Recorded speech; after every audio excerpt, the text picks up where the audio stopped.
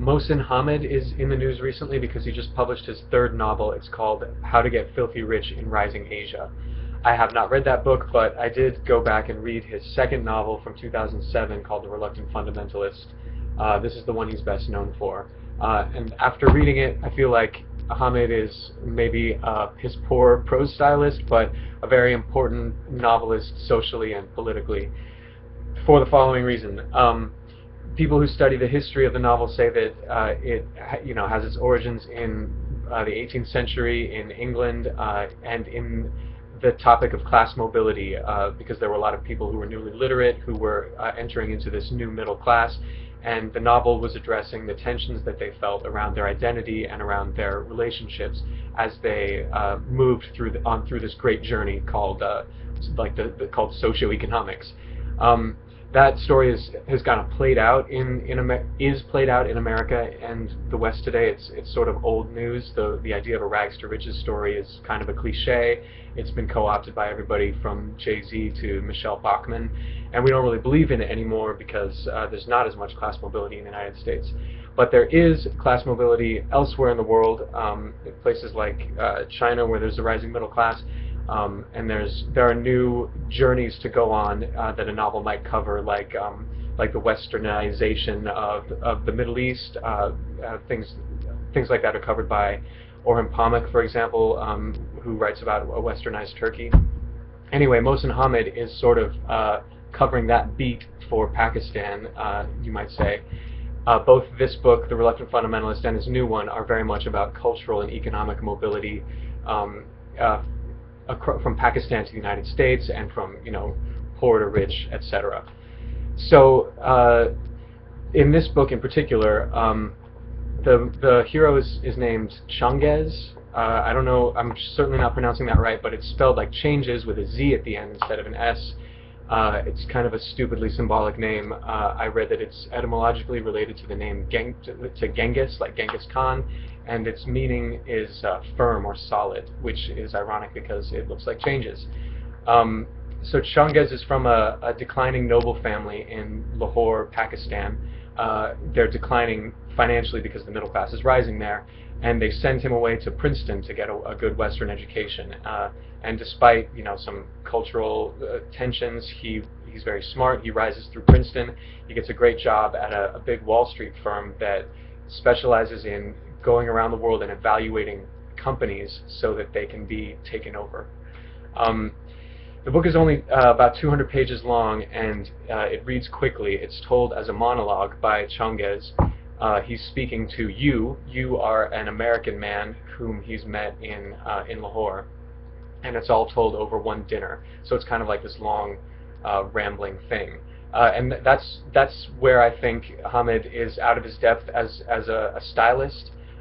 It's just really monotonous and a little too long. That may be because Changes' style is very polite. It's very thorough. It's very even-keeled emotionally. But the book, you just kind of flip the pages and you get the gist of it, and it doesn't really feel like much is happening in terms of the writing. It's written just like The Fall by Albert Camus, if you know that book, as a monologue from the narrator to you, who's like sitting there not saying a word. And I don't think Hamid does it as well as Camus did it. The story, the substance of the story, though, in The Reluctant Fundamentalist is interesting. Changes, gets involved in a one-sided romance with a very American girl, and he goes on a few assignments for his company, evaluating different properties around the world, and he eventually gets disillusioned with his role as sort of a financial mercenary for America, especially because halfway through the book, 9/11 happens, and it changes, it doesn't necessarily change anything in Changes' immediate life, but it changes everything in terms of the backdrop of his presence in America as a Pakistani person working for a big American firm. And he begins to question his complicity in the American imperialist system, which we all could have seen coming because he should have been questioning it all along. The coolest metaphor that I found in the book is the metaphor of Janissaries, Janissaries were Christian boys who were sort of abducted by their rulers in the Ottoman Empire, and turned into shock troops. So they were raised to be the fighting elite for a culture that was very other to them. And Changes hears about this and realizes that he is a Janissary. He's a Muslim who's been brought into the American system to sort of do its bidding, even though now after 9/11 that system is more or less opposed to his homeland in Pakistan. And at one point he catches a cab back from his latest assignment, and he enters New York, and with this new perspective he kind of sees New York through this new lens. I'll read that to you. I resolved to look about me with an ex-Janissary's gaze. Seen in this fashion, I was struck by how traditional your empire appeared. Armed sentries manned the checkpost at which I sought entry. Being of a suspect race, I was quarantined and subjected to additional inspection. Once admitted, I hired a charioteer who belonged to a serf class, lacking the requisite permissions to abide legally, and forced therefore to accept work at a lower pay. I myself was a form of indentured servant whose right to remain was dependent upon the continued benevolence of my employer. So right there, it's like that's a really cool point politically, that America is still running on this imperialist system that kind of subjugates outsiders to do its bidding. But that writing sucked. That was just really sort of dry, technical, over intellectual language, and it grates after a while that Changes has this emotional story to tell, and he doesn't seem to feel any emotion about it. But whatever, it's still a cool topic. The message of the book is, well, there's a political message to it, and it's sort of subversively gets you to sympathize with this guy Changes as he turns against America, and we, presumably being a Western audience, are sort of brought over to the dark side. Here's a good passage about Changes's idea of America.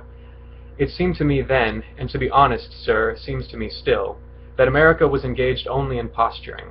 As a society, you were unwilling to reflect upon the shared pain that united you with those who attacked you.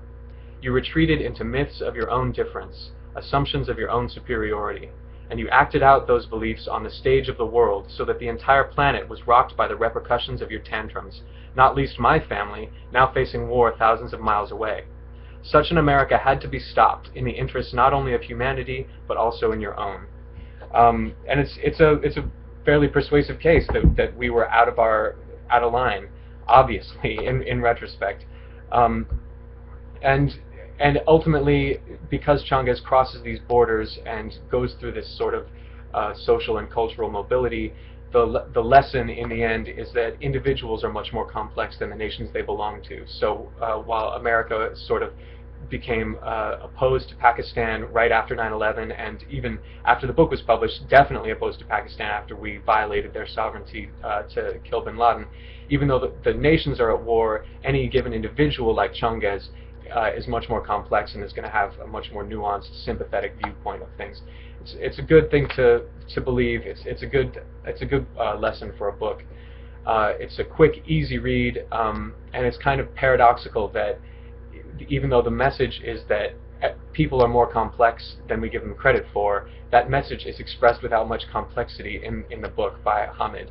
So, in conclusion, I think it's a good book. It shows it's not super well written. It's easy to read, easy to grasp, and it shows that the traditional novelistic subjects that have sort of faded with time can be exciting again if you apply them to sort of new and important topics in the political world globally today. The end.